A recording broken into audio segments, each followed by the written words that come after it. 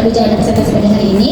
Pada kesempatan ini, kelompok kami akan memaparkan proposal bisnis dengan judul Tahu Divaksin Tampol atau bisa kita singkat Tampol sebagai pembunuhan tugas mata kuliah komunikasi bisnis yang dibimbing oleh Ibu Wiwin Wiyanti, Sarjana Ekonomi Magister Manajemen. Sebelum memasuki pemaparan materi, izinkan saya memperkenalkan anggota kelompok. Yang pertama yaitu ada Mbak Februari, kemudian ada saya Sinta Harani, kemudian ada Fatia Nurmalika Naya dan Sylvia Sasi Kirana. Jadi, tanpa berlama-lama, marilah kita memasuki sesi presentasi.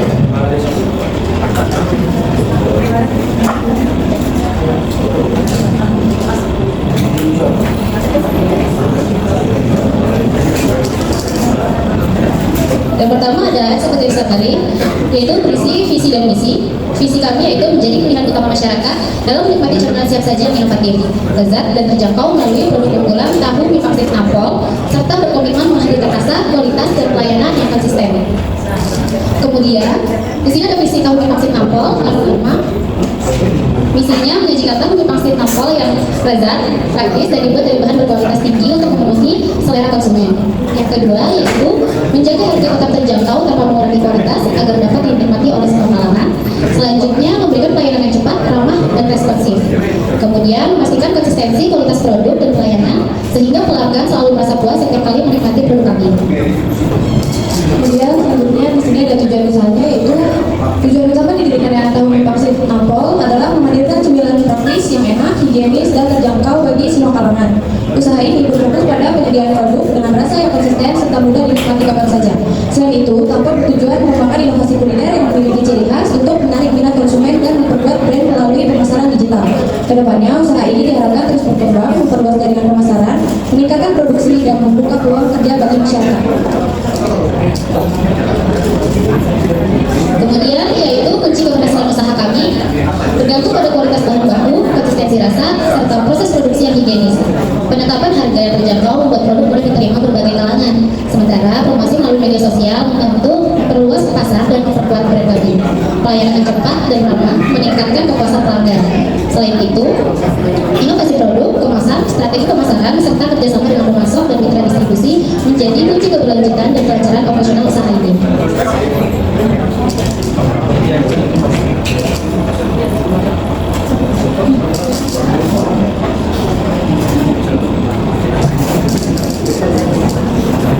Selanjutnya di sini ada gambaran umum perusahaan. Yang pertama, pemerintahan usaha dikelola bersama oleh sekelompok mahasiswa. Tugas dibagi sesuai kemampuan, produksi, pemasaran, distribusi, dan keuangan. Yang terakhir, sistem kerja kolaboratif dijaga kualitas produk. Yang kedua ada gambaran awal usaha. Berawal dari tingginya minat masyarakat terhadap cemilan pedas dan praktis, menghadirkan inovasi tahu mie pangsit Tampol dengan cita rasa gurih pedas, dan diuji coba beberapa kali dan dipasarkan melalui media sosial dengan respons positif. Yang terakhir ada fasilitas dan lokasi. Produksi dilakukan di Jalan Gandaria 1, Ratu Jaya, Cipayung, Depok. Dapur lengkap untuk memasang menyimpan bahan dan pemesan. Yang terakhir, pemesanan dan promosi dilakukan melalui ponsel dan internet. Berikut ada gambaran produk kami. Tahu mie pangsit Tampol adalah camilan praktis yang memadukan tahu goreng renyah, mie kenyal, dan pangsit garing dengan saus pedas khas. Perpaduan rasa gurih dan tekstur renyah, lembut membuatnya cocok dinikmati sebagai camilan maupun makanan cepat saji. Dengan harga terjangkau dan bahan segar berkualitas, setiap porsinya tetap menghadirkan cita rasa yang konsisten dan lezat. Selanjutnya di sini ada gambaran persaingan. Persaingan di industri camilan pedas cukup ketat dengan banyak UMKM menawarkan berbagai jajanan kekinian. Namun tahu mie pangsit Tampol memiliki keunikan melalui kombinasi bahan yang jarang ditemui dan sensasi tekstur yang berbeda. Tren makanan pedas yang terus berkembang juga membuka peluang pasar yang luas. Dengan kemasan rapi, cita rasa khas, dan komposisi yang unik, usaha ini tetap memiliki daya saing yang kuat di tengah kompetisi.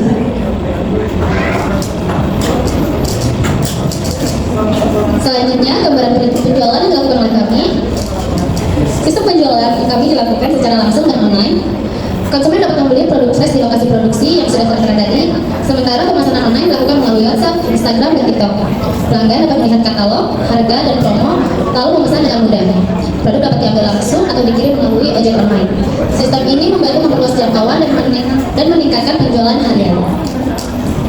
Selanjutnya ada rencana pencapaian. Rencana pencapaian usaha dibuat secara bertahap dalam jangka pendek, fokus pada peningkatan penjualan melalui promosi aktif, pelayanan yang baik, dan efisiensi produksi.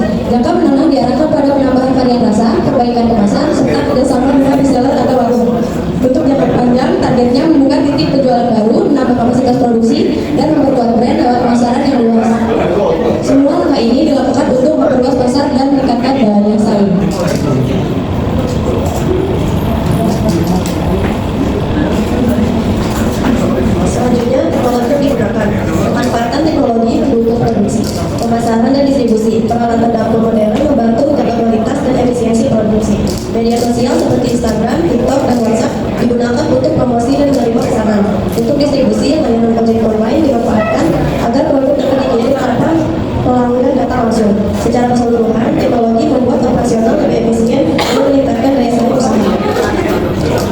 masa depan produk.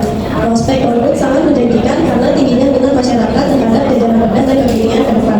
Usaha dapat menambah variasi rasa, meningkatkan kualitas pemesan, dan memperluas promosi melalui kolaborasi atau endorsement. Dalam jangka panjang, peluang membuka booth atau franchise kecil juga terbuka. Dengan inovasi, kualitas yang konsisten, dan strategi pemasaran yang tepat, berpotensi terus berkembang. Segmentasi dan analisis pasar. Segmentasi pasar dilakukan berdasarkan demografis, psikografis, dan perilaku secara demografis. Produk menyasar pelajar, mahasiswa, dan pekerja muda yang membutuhkan makanan praktis dari psikografis. Targetnya adalah konsumen yang aktif, mengikuti tren kuliner, dan menyukai makanan pedas. Dari perilaku produk ditujukan bagi mereka yang sering membeli camilan cepat saji, menyukai gorengan, dan aktif menggunakan media sosial serta layanan pemesanan online. Strategi STP, segmentasi, targeting, positioning. Segmentasi. Segmentasi dilakukan berdasarkan usia, kesukaan terhadap makanan pedas, aktivitas harian, dan kebiasaan kuliner untuk menentukan kelompok konsumen yang paling potensial. Targeting. Target utama adalah pelajar, mahasiswa, dan pekerja muda yang membutuhkan camilan praktis, terjangkau, dan mengikuti tren makanan kekinian. Positioning. Produk diposisikan sebagai camilan modern yang unik kalori dan pasti yang memberikan cita rasa berbeda dari pesaing, sehingga mudah dikenali di pasar makanan pedas. Ringkasan analisis permintaan jajanan pedas dan makanan siap saji tetap tinggi, terutama di kalangan remaja dan dewasa muda. Bahan baku mudah didapat dan proses produksi sederhana sehingga usaha memiliki peluang pertumbuhan stabil. Promosi melalui media sosial juga membantu memperluas pasar dengan biaya rendah.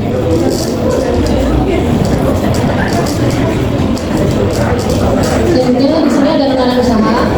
Rencana usaha yang pertama yaitu masuk bahan baku, yang kedua penyedia kemasan yang menjamin tampilan higienis dan menarik, yang ketiga platform digital, yang keempat pelayanan pengiriman online untuk memudahkan pemasaran produk. Kerjasama ini memastikan operasi lancar, kualitas terjaga, dan jangkauan pemasaran lebih luas. Dan kita ada distribusi itu sendiri dilakukan secara langsung di lokasi usaha dan secara online melalui WhatsApp serta media sosial. Pengiriman dibantu layanan ojek online seperti Grab Express atau GoSend, sehingga konsumen dapat memesan dengan mudah dan jangkauan penjualan semakin luas tanpa membuka cabang.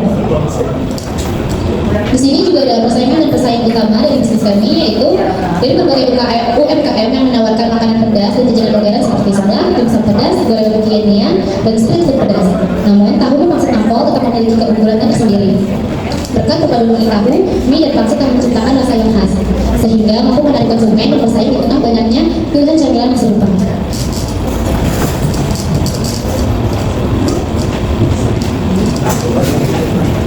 Sini ada rangkaian strategi dan implementasi. 1. Strategi produk. Menjaga kualitas rasa dan tampilan produk tetap konsisten dengan bahan baku segar dan proses produksi terang. 2. Strategi harga. Harga ditetapkan berdasarkan biaya produksi dan daya beli konsumen, terutama pelajar dan mahasiswa. 3. Strategi distribusi. Produk dijual langsung di lokasi usaha dan secara online melalui media sosial serta aplikasi pesan instan. 4. Strategi promosi. Promosi dipusatkan pada media sosial melalui foto, video, dan testimoni. Di sini ada struktur organisasi, direktur, manajer, pemasaran, keuangan, dan produksi. Tim manajemen. 1. Direktur. Direktur bertanggung jawab penuh dalam mengarahkan jalannya usaha. Tugas utamanya yaitu mencakup menetapkan visi, membuat keputusan penting, serta memastikan seluruh aktivitas bisnis berjalan sesuai dengan tujuan dan tugas program. 2. Manajer. Manajer berperan penting membantu direktur dan koordinasi semua bagian. 3. Pemasaran. Divisi pemasaran fokus memperkenalkan dan mempromosikan produk pada masyarakat. Di sini ada keuangan. Bagian keuangan mencatat seluruh pemasukan dan pengeluaran, menyusun laporan keuangan serta mengatur anggaran operasional. 5. Produksi. Tim produksi bertanggung jawab pada seluruh proses pembuatan produk, mulai dari persiapan, pengolahan, hingga siap jual.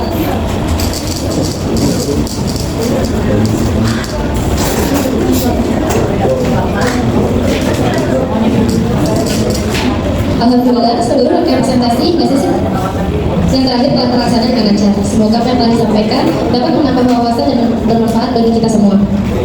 Saya selaku moderator dan mewakili teman-teman kelompok saya mengucapkan terima kasih atas perhatian dan partisipasinya. Apabila terdapat kekurangan, saya mohon maaf yang sebesar-besarnya. Wassalamualaikum warahmatullahi wabarakatuh.